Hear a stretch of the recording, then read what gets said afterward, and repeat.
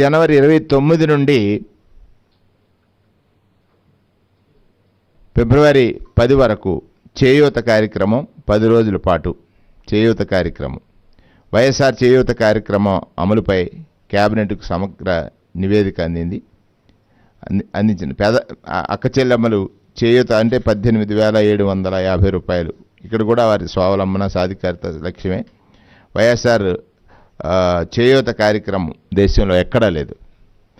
అంటే 45 ఏళ్ళు దాటి 60 సంవత్సరాలు ఉన్నటువంటి మహిళల కోసం పంచేటువంటి కార్యక్రమాన్ని జగన్మోహన్ రెడ్డి గారు అంటే మహిళా సాధికారిత సాధన లక్ష్యంగా ప్రభుత్వం ఉందని దాన్ని ఇది 4వ విడత కార్యక్రమం వారికి కూడా వారి చేయూత ద్వారా జీవన స్థితి మారుతుంది ఖచ్చితంగా అనేటువంటిది 18,750 చొప్పున వారి ఖాతాల్లో వేసేటువంటి కార్యక్రమానికి కూడా జగన్మోహన్ రెడ్డి గారు తీసుకున్న నిర్ణయానికి కేబినెట్ మంత్రిమండలి ఆమోదం తెలియజేసింది.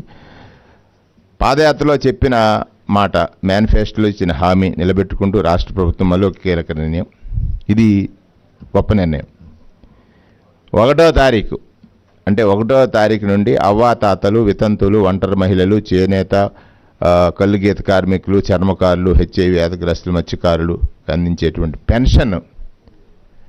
పెన్షన్ మరొకసారి చెప్తున్నాను, పెన్షన్ ఇచ్చిన మాట నిలుపుకుంటూ 2,750 రూపాయలు ఉన్నటువంటి పెన్షను 3,000కు పెంచుతూ జనవరి 1వ తారీఖు నుండి అంటే ఆ రోజు ప్రభుత్వం ఏర్పడ్డ మొట్టమొదటిదే సుమారుగా మొట్టమొదటిసారే 2,250 రూపాయలకు పెంచినటువంటి పెన్షన్ 3,000కు పెంచుతానని చెప్పినటువంటి ముఖ్యమంత్రి 3,000కు పెంచుతూ జనవరి 1వ తారీఖు నుంచి 5వ తారీఖు వరకు పెన్షన్ 8వ తారీఖు వరకు పెన్షన్ పంచేటువంటి 1వ తారీఖు నుంచి 8వ తారీఖు వరకు పెన్షన్ పంచేటువంటి కార్యక్రమాన్ని 65,33,781 మందికి 65,33,781 మందికి గత ప్రభుత్వ